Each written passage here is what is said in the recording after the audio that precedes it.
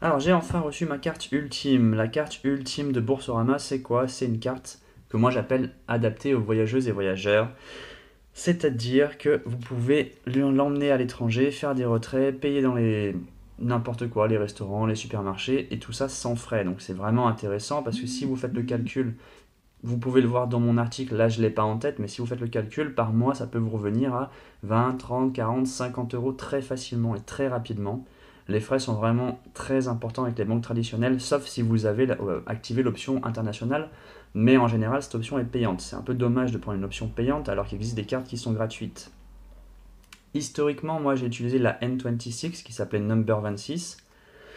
C'était une carte gratuite qui avait quand même des limites avec un plafond de retrait mensuel, sauf si on prenait la version premium. Donc je suis très vite passé à la version Revolut payante, la version Revolut Metal en fait très exactement, parce qu'il y avait du cashback et je voulais voir si en utilisant, en fait par rapport à mes dépenses mensuelles, le cashback permettait de compenser le prix de la carte, ce qui de mémoire doit être dans les 15 euros si on souscrit à l'année.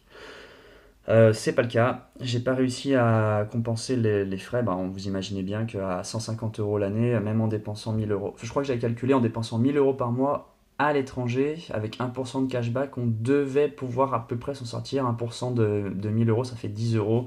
Donc même là, en fait, je vois que c'est pas suffisant. Donc du coup, j'ai un collègue qui m'a parlé de la carte ultime. J'en avais pas du tout entendu parler. Et en plus, il y avait un petit bonus au parrainage qui était assez intéressant. Mais je ne l'aurais pas prise si elle n'avait pas eu ces avantages, c'est-à-dire paiement, retrait, tout gratuit à l'étranger, toute l'année, tout le temps, sans condition. La seule condition, c'est de faire en fait une opération par mois, ce qui en général n'est pas très compliqué, surtout si ça devient votre carte principale. Donc voilà, je l'ai déjà ouverte parce que j'ai fait une vidéo avant que j'ai un peu raté. Donc on va pas avoir le petit scratch qui s'enlève, mais bon, c'est pas très important. Et là, on reçoit la carte ultime qui est d'ailleurs un peu abîmée, mais bon, c'est pas très grave. Voilà à quoi elle ressemble. Donc, bon, les cartes maintenant, vous savez, ils en font tous des cartes un peu stylées, un peu design, avec des choses un peu différentes. La N26, elle est transparente. La Revolut, bah, elle est en métal. J'ai pris la version noire. Voilà, bon. Elles sont sympas. Après, on s'en fout un peu. L'important, c'est qu'elles fonctionnent, qu'elles s'abîment pas dans le temps. Par exemple, ma carte Revolut métal, avec la chaleur en Asie, elle se décolle en fait. Donc la partie métallique et la partie plastique qui sont collées se décollent, donc c'est vraiment pas pratique. Pour une carte métal, ça fait pas sérieux.